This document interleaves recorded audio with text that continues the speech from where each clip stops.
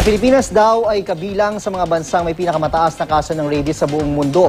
Kaya naman naghandog ng libreng bakuna ang ilang ahensya ng gobyerno sa mga alagang hayop sa ilang lugar sa Quezon City. At may ulat on the spot si Katati Bayan.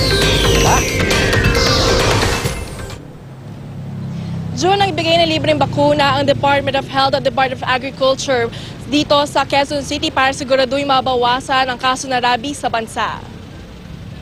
Inuna ang Payatas Quezon City na bigyan ng libreng bakuna para sa mga aso dahil dito na itala ang pinakamaraming stray o ligaw na aso at mga pusa sa bansa.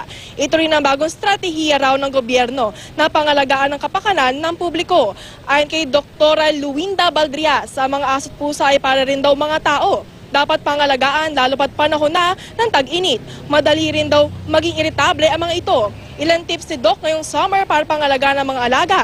Unang-una, importante daw na paliguan ng aso madalas para presko rin daw ang pakiramdam. Huwag din daw hayaan na kulong ang mga ito maghapon. Dapat ilalakad ito tuwing umaga o hapon.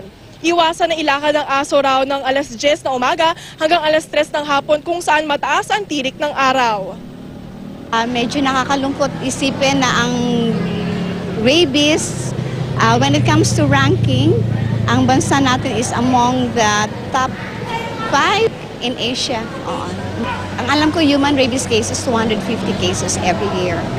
Kapag hindi mababakunahan ito, baka kapag nakagat ako dito, baka mamatay ko.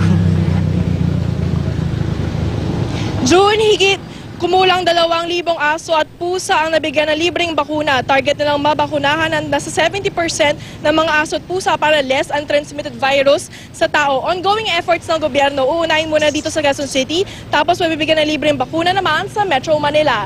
At yan muna latest. Balik sa'yo, June. Maraming salamat, Katati Bayan.